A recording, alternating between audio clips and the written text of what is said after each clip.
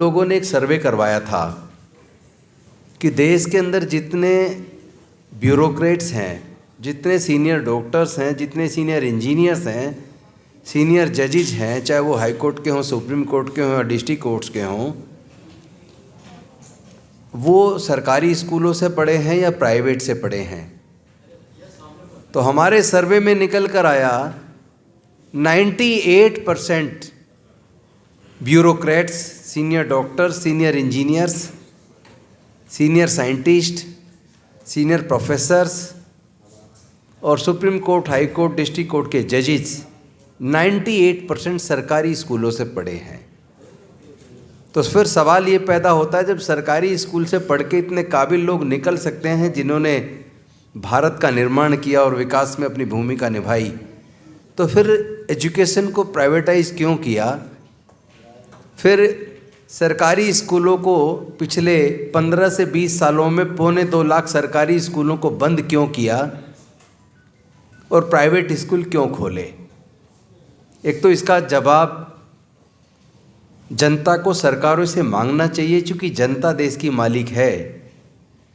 ये सरकारें या सरकार में बैठे हुए लोग, चाहे वो राष्ट्रपति हों, प्रधानमंत्री हों, मंत्रीगण हों, एमपी हों, एमएलए हों या ब्यूरोक्रेट्स हों या जजेज हों, वो मालिक नहीं है।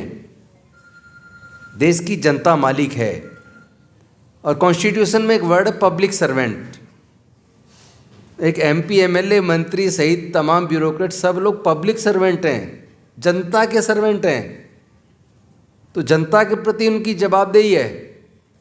लेकिन क्या हकीकत में जवाबदेही सुनिश्चित हो पा रही है? एक तो ये मेरा सवाल है। जैसा बंधु जी ने बहुत सारे सवाल किए और वास्तव में उन सवालों का जवाब सरकारों के पास नहीं है, और जनता एक मुश्त ये कहेगी कि बिल्कुल सही है आपके सवाल। तो इसी तरह ये एजुकेशन को प्राइवेटाइज क्यों किया, प्राइवेट स्कूल क्यों खुले, और केवल यहाँ तक सीमित नहीं रहे, बल्कि इससे भी ज़्यादा दुखदाई बात यह है कि पहले गरीब से गरीब के बच्चे भी पढ़ लिख कर इंजीनियर, डॉक्टर, साइंटिस्ट, कलेक्टर बने हैं, लेकिन आज नहीं बन पाएंगे। गरीबों के बच्चे नहीं बन पाएंगे, चाहे वो किसी भी जाति धर्म के क्यों ना हों। लेकिन अगर परसेंटेज की बात करूं तो अनुसूचित जाति जनजाति में 99%, पिछड़े वर्ग में 95%, और जनरल कैटेगरी की भी बात करूं तो कम से कम 80% उनके लोग अपने बच्चों की हायर एजुकेशन का खर्चा नहीं उठा पाएंगे। अगर आपका बच्चा एंट्रेंस एग्ज़ाम पास कर लेता है, आईआईएम में उसका एडमिशन ऑफर होता है, तो 2 साल का एमबीए करने के लिए आईआईएम से कम 50 लाख रुपया चाहिए, जिसमें 44 लाख रुपया तो केवल फ़ीस है। बाकी हॉस्टल का खाने का खर्चा लगा लें तो करीब 50 लाख रुपया चाहिए। अगर आपके बच्चे को इंजीनियर बनना है, डॉक्टर बनना है, साइंटिस्ट बनना है, प्रोफेसर बनना है, एडवोकेट बनना है, आर्किटेक्ट बनना है, तो इनमें जो प्रोफेशनल कोर्सेज जिनकी ज़्यादा डिमांड रहती है, चाहे वो आर्टिफिशियल इंटेलिजेंस हो, चाहे वो कंप्यूटर साइंस हो, या चाहे इसके साथ साथ इंजीनियरिंग में हो, मेडिकल में हो, लॉ में हो, तो उसके एंट्रेंस एग्ज़ाम की तैयारी के लिए ही कम से कम 3 से 4 लाख रुपया चाहिए। और उसके बाद एग्ज़ाम में बैठने के बाद एग्ज़ाम अगर पास कर लिया तो इंजीनियरिंग की डिग्री करने के लिए, लॉ की डिग्री करने के लिए, मैनेजमेंट की डिग्री करने के लिए, मेडिकल की डिग्री करने के लिए बच्चे को 15 लाख से 20 लाख रुपया चाहिए। नौकरी की बात नहीं कर रहा हूँ, नौकरी मिलने की, केवल डिग्री कंप्लीट करने के लिए 15 लाख से 20 लाख रुपए के बीच चाहिए। मैं पूछना चाहता हूँ, क्या अनुसूचित जाति जनजाति में 99% लोग 15 से 20 लाख रुपए का खर्चा उठा पाएंगे? यानी अनुसूचित जाति जनजाति के 99% लोगों से हायर एजुकेशन छिन गया है। माइनॉरिटी के लोगों से अगर उनकी बात करें तो उनमें भी 98% लोगों से एजुकेशन छिन गया है। पिछड़े वर्गों की अगर बात करूं तो उनमें से भी 95% से हायर एजुकेशन छिन गया है। और अगर जनरल कैटेगरी की भी बात करूं तो उनमें भी 80% लोग हायर एजुकेशन का अपने बच्चों का खर्चा नहीं उठा पाएंगे, उनसे भी एजुकेशन छिन गया है। आज पूरे देश का अगर आप सर्वे कर लीजिए, किसी भी राज्य सरकार का कर लीजिए, केंद्र सरकार का कर लीजिए, 50% से ज़्यादा वैकेंसीज खाली हैं और ऊपर से ठेके पे भर्ती हो रही है और ठेकेदार उसका पीएफ इन और ईएसआई जमा नहीं करता, उसकी तनख्वाह में से भी वो 40% खा जाता है। और इन सरकारों के रहते ये सब हो रहा है। तो हो क्यों रहा है? इसके बड़े मुख्य रूप से मैं 2 कारण देखता हूँ और वो 2 कारण बता के मैं अपनी बात समाप्त करूँगा और उसका जवाब के लिए आपके सामने मैं प्रश्न छोड़ता हूँ कि उसका जवाब कैसे खोजना है। इसमें हम सिविल सोसाइटी के लोग अलग से डिस्कस करके उसके जवाब खोज के और उसके समाधान के लिए हम ऑलरेडी हमारी एक टीम, कोऑर्डिनेशन टीम बनी है बहुत सारे संगठनों की जो उस पर काम कर रही है। उसके लिए मैं यहाँ चर्चा नहीं करूँगा। 2 कारण मुख्य रूप से हैं। पहला कारण यह है कि हमारे संविधान को लगभग सरकारों ने खुद खत्म कर दिया है। वो सांसद, विधायक, मंत्री, मुख्यमंत्री, प्रधानमंत्री और राष्ट्रपति बनते वक्त वो संविधान की शपथ लेते हैं। कोर्ट के अंदर जो जजेस बनते हैं, जज बनते वक्त वो संविधान की शपथ लेते हैं। वो संविधान की बनने के बाद संविधान की रक्षा करने की बजाय उसके उलट काम करते हैं। कैसे करते हैं? क्यों ये सारा जितना भी चर्चा यहाँ चली है आज, या जितने भी मुद्दे घोषणा पत्र में उठाए हैं, वो समाधान क्यों नहीं हो रहा है? उसके मुख्य रूप से मुझे 2 कारण नज़र आते हैं। वो कारण मैं आपको बताना चाहता हूँ। पहला कारण तो ये कि भारत के संविधान ने संसद के अंदर पार्लियामेंट्री कमेटीज़ बनाई हैं। बजट कमेटी होती है, budget estimate committee, privilege committee होती है, पिटिशन कमेटी होती है, रूल्स कमेटी होती है, बहुत सारी स्टैंडिंग कमेटीज़ होती हैं, SC ST वेलफेयर कमेटी होती है। अलग अलग तरह के मुद्दों पे सरकार को गाइड करने के लिए और सरकार को कंट्रोल करने के लिए संविधान ने कमेटीज़ के गठन की व्यवस्था की है। और कमेटी का गठन का अधिकार लोकसभा के स्पीकर को दिया है, विधानसभाओं में विधानसभा के स्पीकर को दिया है। लेकिन अनफॉर्चुनेटली अब डेमोक्रेसी इस तरह ख़त्म हो रही है कि उन कमेटीज़ का गठन, और उसमें यह भी है कि कमेटी का गठन करते वक्त सभी दलों के लोगों को उसमें सदस्य बनाया जाए। अनफॉर्चुनेटली आज उन कमेटियों का गठन स्पीकर्स नहीं करते, स्पीकर्स साइन करते हैं। उन कमेटियों का गठन प्रधानमंत्री, राज्यों के अंदर मुख्यमंत्री नामों की लिस्ट बनाकर स्पीकर को देते हैं और फिर स्पीकर उन कमेटियों के गठन की घोषणा कर देता है। कौन सा मुद्दा उस कमेटी में लगेगा, कौन सा नहीं लगेगा, इसको भी तय प्रधानमंत्री और मुख्यमंत्री कर रहे हैं।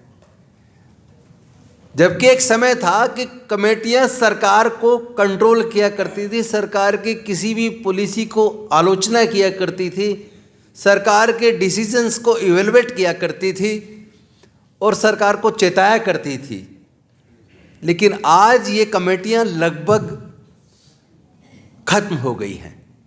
पेपर पे कमेटियां हैं लेकिन लगभग खत्म हो गई। उनकी लगातार मीटिंगें हुआ करती थी, ब्यूरोक्रेट्स को वो कमेटियां समन किया करती थी और उन मुद्दों का समाधान सरकारों से किया करती थी, अपनी रिकमेंडेशंस भेजा करती थी। संसद के अंदर और विधानसभाओं में उन कमेटी की रिपोर्ट्स प्रस्तुत हुआ करती थी। उन रिपोर्ट्स के आधार पर सरकारें अपने फैसले तक बदला करती थी। लेकिन आज वो कमेटियां ख़त्म हैं, क्योंकि वो कमेटी बनाते वक्त जिस दल की सरकार है, कई बार तो कमेटी में सारे के सारे मेंबर उनके हैं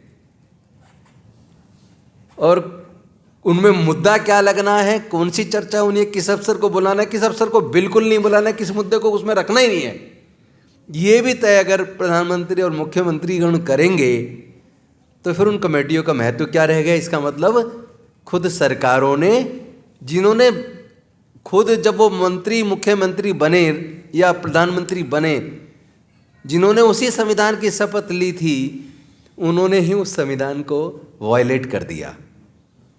तो एक तो ये कारण है जिसकी वजह से डेमोक्रेसी लगभग ख़त्म हो गई है और आपके मुद्दे वहाँ चर्चा में आते नहीं हैं। आपकी चीज़ें खत्म हो रही हैं। दूसरा मुद्दा, सरकारें लीगल एडवाइज़र से एडवाइस लेती हैं। मंत्रालय भी और ऑफिसर्स जिस मुद्दे पे क्लैरिटी नहीं होती है उसको वो लॉ डिपार्टमेंट में भेजते हैं और लॉ ऑफिसर्स, लीगल एडवाइज़र्स उसमें अपनी एडवाइस देते हैं ताकि सरकार उसमें कानून के हिसाब से निर्णय ले। अनफॉर्चुनेटली ये सबसे बड़ा घोटाला साबित हो गया है। क्योंकि भारत में कॉलेजियम सिस्टम है, हाई कोर्ट सुप्रीम कोर्ट का जज बनना है तो कॉलेजियम के थ्रू नाम जाएगा, और अगर कॉलेजियम में आपका आदमी नहीं है, अगर कॉलेजियम में आपके नाम को आगे बढ़ाने वाला जज नहीं है तो आपके लोग हाई कोर्ट सुप्रीम कोर्ट के जज बनेंगे ही नहीं। इसी वजह से देश के सर्वोच्च न्यायालय में और देश के उच्च न्यायालयों में SC, ST, OBC माइनॉरिटीज के प्रतिनिधि जजेज नहीं हैं। और जब आपके प्रतिनिधि नहीं है तो आपके मुद्दे वहाँ, आजकल जजमेंट्स पढ़ के कई बार लगता है जैसे जजेज ने जुडिशियस माइंड ही अप्लाई नहीं किया है, भावनाओं के ऊपर आधारित जजमेंट आने लगे हैं। तो चूंकि जब लोग सरकार से परेशान हो जाते हैं, सरकार के निर्णयों से परेशान हो जाते हैं, तो लोग कोर्ट का रुख करते हैं, उम्मीद करते हैं कोर्ट से न्याय मिलेगा। लेकिन अगर कोर्ट के अंदर भी कानून के हिसाब से जजमेंट आने की बजाय वहाँ भी पक्षपात वाले निर्णय पढ़ने से पता लगता है, मैं किसी पे आरोप नहीं लगा रहा हूँ किसी जज पे, लेकिन जजमेंट को एक वकील होने के नाते जब मैं पढ़ता हूँ तो अनेकों बार मुझे उस जजमेंट में जुडिशियस माइंड नज़र नहीं आता। हमारे लॉ में एक शब्द है एप्लीकेशन ऑफ माइंड। जैसे किसी को प्रोसिक्यूशन सैंक्शन होने के लिए कॉम्पिटेंट अथॉरिटी के पास जो जांच अधिकारी होता है वो प्रोसिक्यूशन की परमिशन मांगता है कॉम्पिटेंट अथॉरिटी से, और कॉम्पिटेंट अथॉरिटी जब परमिशन देती है तो प्रोसिक्यूशन उसमें शुरू होता है केस में। तो जो डिफेंस लॉयर होते हैं जब वो क्रॉस एग्जामिनेशन करते हैं उस कॉम्पिटेंट अथॉरिटी को कोर्ट में बुलाकर, तो कई बार उनका क्रॉस एग्जामिनेशन में लास्ट में सजेशन होता है कि आपने जो ये परमिशन सैंक्शन की है ये विदाउट एप्लीकेशन ऑफ माइंड की है। ये सजेशन आपको मेरे ख्याल से 100% जो समझदार वकील होंगे वो क्रॉस एग्जामिनेशन करते वक्त वो कॉम्पिटेंट अथॉरिटी से ये सवाल करते हैं। लेकिन मैं जब माननीय सर्वोच्च न्यायालय और उच्च न्यायालय के जजमेंट्स को एक वकील के तौर पर पढ़ता हूं तो कई बार तो मुझे लगता है कि ये जजमेंट जज ने विदाउट एप्लीकेशन ऑफ माइंड किया है, कॉन्स्टिट्यूशन को ताक पे रखकर किया है। हम सुना करते थे कि कोर्ट की आंख पे पट्टी बंधी है, वो कानून पे और विटनेसेस पे एविडेंस के आधार पे जजमेंट देते हैं। लेकिन अब ऐसा प्रतीत नहीं होता। अब तो आस्था के आधार पर भी कानून चाहे कुछ भी कहता हो, एविडेंस चाहे रिकॉर्ड पे कुछ भी अवेलेबल हो, अब तो आस्था के आधार पे भी जजमेंट होने लगी हैं। और ऊपर से इस जुडिशरी का बेड़ा गर्क करने में एक और रोल सरकारों का रहा है, जिसकी सत्ता होती है जब कोई सॉलिसिटर जनरल अपॉइंट किया जाता है या एडिशनल सॉलिसिटर जनरल अपॉइंट किया जाता है या attorney general of India appoint किया जाता है या स्टैंडिंग काउंसिल्स अपॉइंट किए जाते हैं जो सरकार को रिप्रेजेंट करते हैं, सरकार का पक्ष रखते हैं। तो आपको जान के ताज्जुब होगा, आप पूरे इंडिया का रिकॉर्ड उठा के देख लीजिए, अगर मैं झूठ कह रहा हूँ तो मुझे आके पकड़ लीजिएगा। आप मेरा कॉलर पकड़ सकते हैं और मेरे से पूछ सकते हैं कि आपने झूठ क्यों बोला। आप पूरे इंडिया के किसी भी राज्य की सरकार का रिकॉर्ड चेक कर लीजिए और केंद्र सरकार का भी रिकॉर्ड चेक कर लीजिए। जितने भी स्टैंडिंग काउंसिल बने हैं, आज भी हैं प्रेजेंट में किसी भी स्टेट के अंदर, या केंद्र सरकार के अंदर जो अटॉर्नी जनरल या सॉलिसिटर जनरल या एडिशनल सॉलिसिटर जनरल जितने भी बने हैं, अगर आप उनकी जाति देखेंगे तो उसमें आपको दलितों का, आदिवासियों का, पिछड़े वर्ग का प्रतिनिधित्व नहीं मिलेगा, क्योंकि वो अपॉइंटमेंट पूरी तरह पॉलिटिकल होते हैं। जिसकी सरकार होती है वो अपने लोगों को अपॉइंट करती है और वो लोग फिर वहाँ सरकार का पक्ष रखते हैं। तो फिर इस देश के दलितों, पिछड़ों, आदिवासियों का या वंचित वर्ग के लोगों का, गरीब लोगों का पक्ष कौन रखेगा? उनका तो आदमी वहाँ पहुँचता नहीं है। तो बेसिकली ये 2-3 कारण हैं जिसकी वजह से भारत में डेमोक्रेसी भी लगभग खतरे में है और आम लोगों के अधिकार लगातार छिन रहे हैं, लोगों से शिक्षा लगातार छिन रही है। और हम लोग, सिविल सोसाइटी के लोग आपस में मिलके अपना घोषणा पत्र बना के लोगों को जगाने की कोशिश कर रहे हैं, पर हिम्मत हारने की ज़रूरत नहीं है। इसीलिए मैं कहता हूँ कि मायूस नायूस शाम से ढलते रहिए, जिंदगी भोर है सूरज से निकलते रहिए, एक ही पाँव पे ठहरोगे तो थक जाओगे, धीरे धीरे ही सही राह पे चलते रहिए। हम अपनी लड़ाई जारी रखेंगे, लड़ेंगे और जीतेंगे।